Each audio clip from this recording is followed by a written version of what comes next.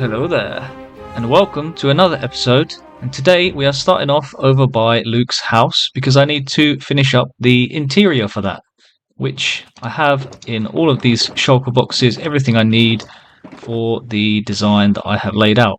So we're going to start off over in the big hole here, fill this in with the engineer workshop, and then I'm going to go through and finish up inside here, just building up in some of these rooms what I will need. And then from there, I will explain what I'm actually going to do with this house.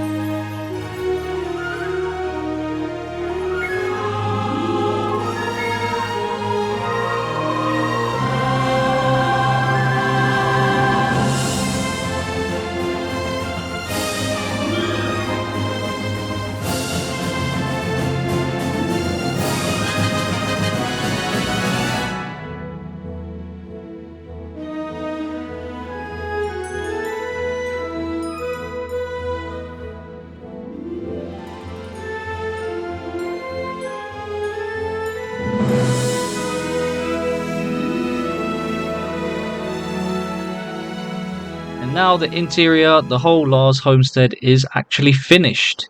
And I also just off camera added in some tunnels in order to use this for what I'm going to use it for.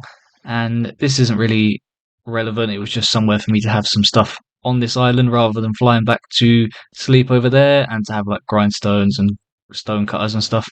But now we have the tunnels and it's taken some inspiration from the actual thing. It's got the metal grates here and along the side as well, and I'm really happy with how the workshop actually came out. Something I really quite like was these muddy roots. I think they kind of look a bit like oil, and with the chains going into them, it's almost like the platform is inside the oil and it's going to come out, get pulled out with the droid on there when it's cleaned. I also used some of the Unicode symbols to kind of make a screen and some kind of foreign language like Star Wars language that's written on a lot of the signs and stuff. Got these copper trapdoors hiding the lights here, so it looks like lots of little screens, as well as the small, the mini block crafter, and just some, random things around. They also have these, like, don't know what they're called, but they're like towers with tools on them and things, and like little tool stations and boxes around in the room. And I think it looks quite nice. And you'll see now this rail comes out here, so that might be a little hint as to what I'm going to use this area for.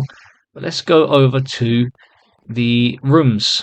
So the first room I made was this one here. It's just the kitchen and eating area. And the reason the brewing stand is in here is because I'm going to need to make some potions. And that's why I've got a water under here, just so I can fill up the empty bottles, and just some barrels here for me to store the resources for the brewing here. I'll only need one potion in particular, because this area is going to be my villager curing and workstation deciding everything basically. So in here the villager comes in, it will get stopped on this, and that trapdoor there should be that gate should be closed, just to make sure if I go in, because my item might drop through here and I have to go pick it up, I can't possibly push him too far down the line, and this rail will still work. So I'll place the workstation here, see what he's got, break it, place it. This is where I'm going to do all of that, and it keeps him in the minecart, so that when I have the correct villager that I want, I can send him up to here. Now this area, I've got a space back here for a zombie, so I actually need to get a zombie in here somehow, and I'm going to figure that out, but we'll see what I decide to come up with for that. So the villager comes down here, gets turned into a zombie villager, and we can press the button, and it will send him to the next room, which is in here. And then this is where I can just have some golden apples in here, and that's what I need the brewing stand for, is to make the, I think it's weakness potions. Then I can just chuck the potion, give him the apple, and then I can just, once again, click the button, it'll power this rail, and send him off into the workshop room as kind of a temporary hold-in while he turns into a normal villager. So if I come down into this tunnel, you should see it's quite long, and I just dug this out afterwards. I thought there's no point in doing this in a time-lapse. And it will essentially just send the villagers all the way all the way under the ocean.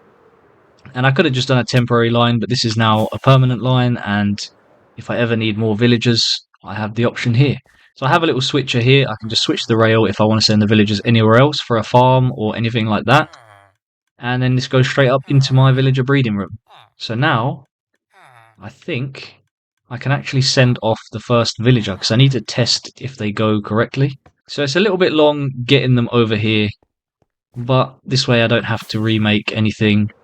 Obviously, I lit up this whole tunnel because if I didn't light it up, then mobs might spawn in here if there's any gaps or anything. So just want to make sure nothing happens to them on the way through.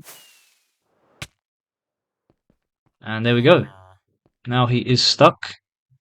You should see if I try and push him, I can't actually push him because of the fence gate. And I don't have a workstation on me. I know that I do have some in here though, so let me just grab one. Just gonna borrow this for a second. Oops.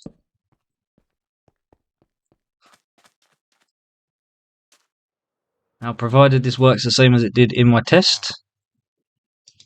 Yep, there we go. And then I can just break it, place it. Easy. Now, I'm not going to send him on to the next bit. I'll keep him here because I obviously need to pick a job for him, which obviously is going to be a lectern to start with. I do actually have one there. But I have this chest, this double chest over here, so I can fill it up with different job sites. And it's actually night time right now, so I might try and get this zombie in here now. But the question is, how am I going to do it? I need a name tag first. That was quite easy, 2 attempts. Now, I think the safest way to get him inside is just going to be straight through this building here. At least I know he's not going to take full damage then. And I'm probably going to take quite a bit of damage trying to get him in the little room. But we will have to accept that. Welcome, mate. You are the only mob that is allowed on my island. At least hostile mobs, that is. Oh, he's not going to get up here, is he? Is he going to be able to get up here? Oh, I've got thorns on. Whoops. Yeah. I need to think about this. I need you in this hole, mate. Uh-oh.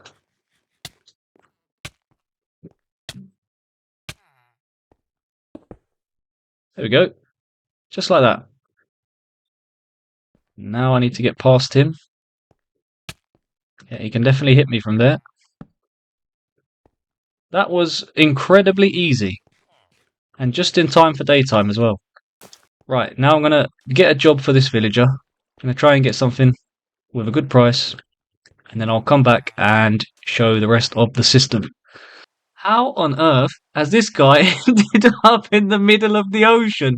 Where's his other llama as well? What the heck is he doing?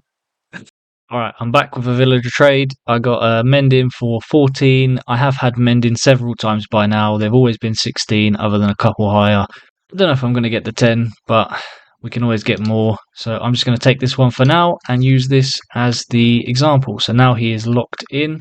Just going to give him a second to make sure he is locked in. And I'm going to break this. So now I send him into the next room. And immediately he's getting hit. And why does he have armor on? That's pretty cool. Anyway, send him over to the next room. And he's right there. And I've been also grabbing some apples, so I now have a bunch of golden apples, and I made some splash weakness potions. So I'm going to chuck this on him now. I will give him a golden apple. And now he is curing. I'm going to send him to the last room. So now I could be doing another villager while I wait for this guy. He's just going to be sitting in this room. And then what I will probably do is maybe add a switch in here to send the minecart out so I can send it up to where I'm going to have my trading hall. So let's just give this guy, well, I think it's 5-10 minutes. Let's give him a minute and we'll see what discount we got on that 14.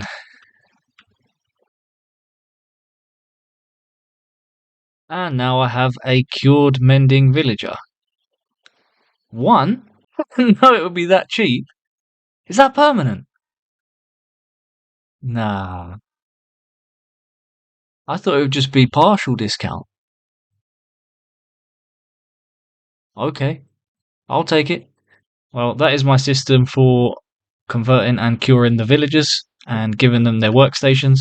It'll be a little bit annoying flying back and forth to my breeder over there, but hopefully I can just put one in and then fly over and it should make it over, which I can actually test that now, but I'm just gonna sleep quickly and then I'm gonna send one over and I'm just gonna fly over by myself and see if it makes it to me or if it gets stuck in the tunnel. Hopefully I'm close enough. Right, I'll just give it a minute and see if he turns up here. It's not looking good. How far did it make it?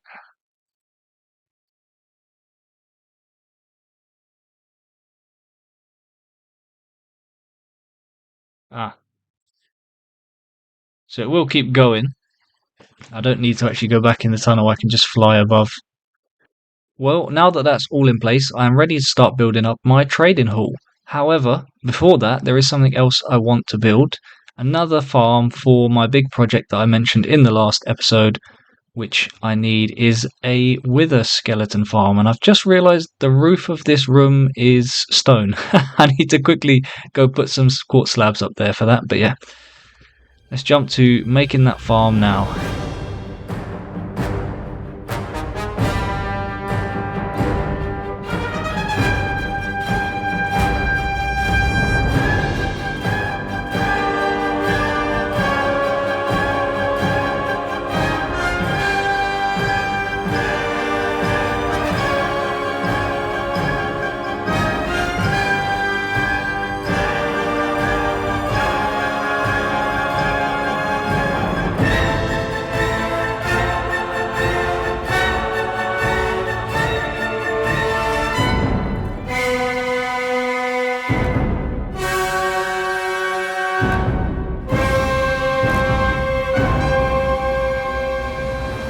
And the wither skeleton farm is finished, and that blaze looks like it's going to escape, so that's not great for me.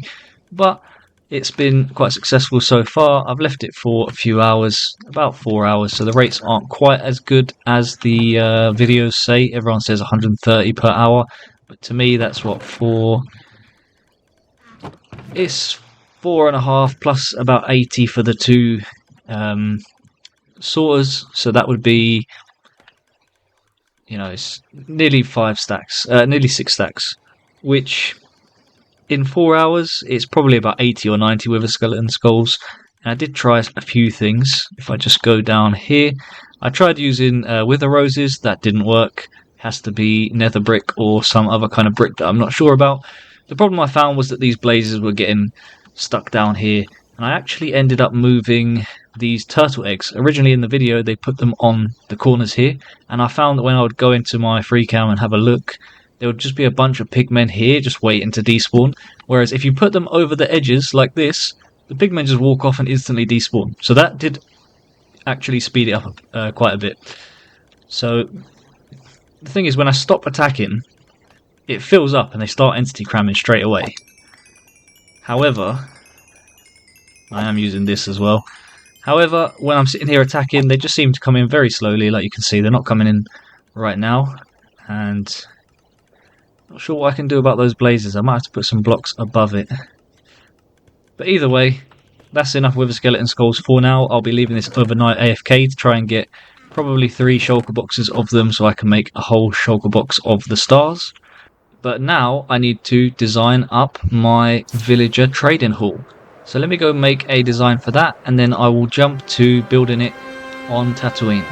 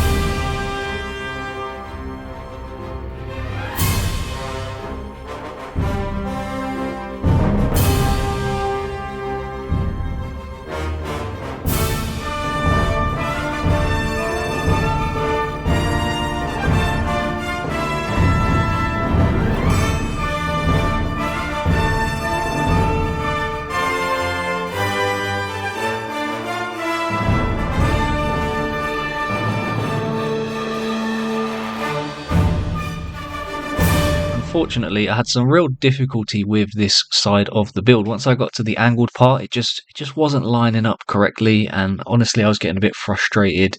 So it just kind of longed out the whole process for me. But I did get there in the end, even if it's not exactly as I designed it in my test world.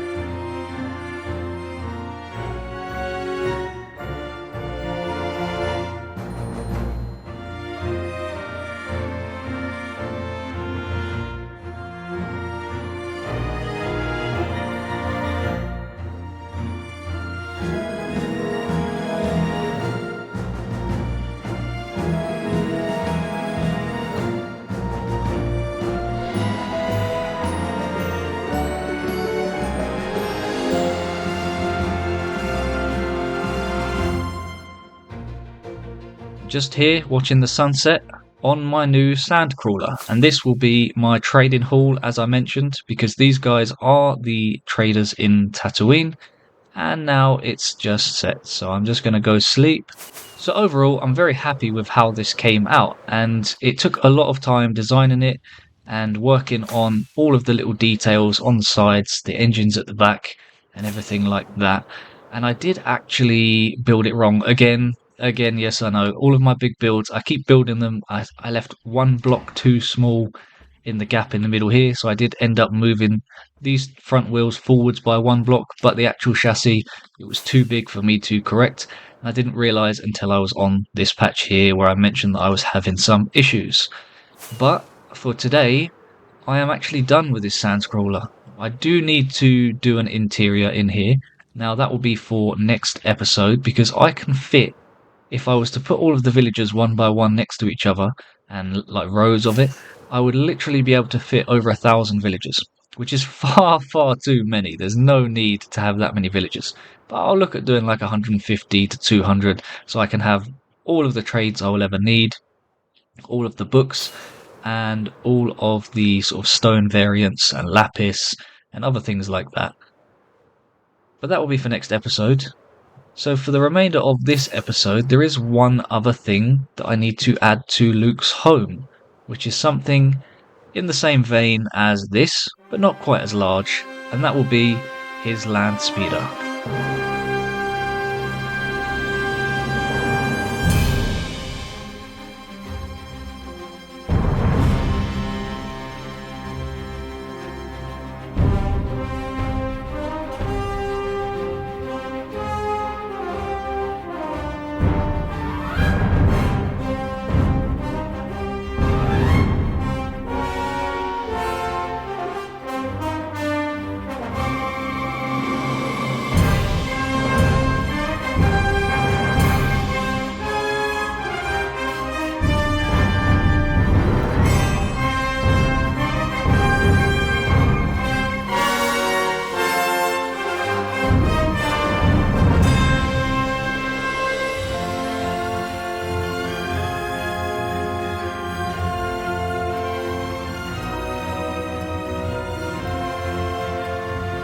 Luke's land speeder is finished, as is this episode. But just a couple of things before I finish up. Obviously, next episode I will be designing up the interior for this and actually sorting out all of my villager trades. Now, I'm not sure if I'll be able to get all the trades in one session, because, to be honest, getting those books is going to be kind of difficult. So we'll see how that goes. This is a little bit big, but honestly, it's supposedly 3.4 meters, which is literally 3.5 blocks. Like, how was I going to get all of this detail into 3.5 blocks? I have no idea. I don't see that being possible at real scale. That's why I built it over here, because I was originally going to build it here, but it basically would have been from the edge of this to the edge of the Sandcrawler. And to be honest, it would have been kind of hidden as well. So I quite like having it out the front here and just a little bit away, different angle, all of those things. There's one other thing that I have been doing this week, which is in relation to the farm that I built earlier in this episode. I mean, it's been 4 days since I built that farm, and if I just jump over to it now, you should see all of what I've been gathering up in that time. I've left it AFK every night and every day when I'm working, and I couldn't even count how many hours I've spent here. So the rates aren't amazing, not like some other farms, but it's enough, and I've made significant progress. I have plenty of coal blocks now, so no more worries for black dye or for smelting. And the witherheads, I've got nearly 9 stacks here and a whole double chest. So I'm well on my way to having those 3 shulkers, and after a little bit of calculations, I may need a little bit more than 3 shulkers. But let's actually take a quick look. Hopefully I don't fly straight into the ground because it's difficult to see. Let's see how many wither skeletons I've actually killed during that time. Whoa. Whoa! Oh my goodness. 73,000. Damn, and I only got a double chest of skulls. Well, that explains why I have 395 levels. That is a significant number. Surely that's my highest. Surely that is my most killed. I mean, look, I've killed 1,200 blaze just from this farm. And I actually didn't look how many blaze rods I have in there either. I guess Enderman, only 13,000, and that was my XP farm. Zombie Pigment's probably the other highest one. I imagine that will be higher. Oh, they don't even count as me killing it, even though it gives XP. I've killed myself a fair few times, and I've only killed 63 apparently. That is a crazy amount. I can't believe that. 73,000. Right. Well, that is everything for this week's episode. And we've made great progress on the base behind me, on the new island of Tatooine. And I hope you enjoyed that. And I will see you hopefully in the next episode.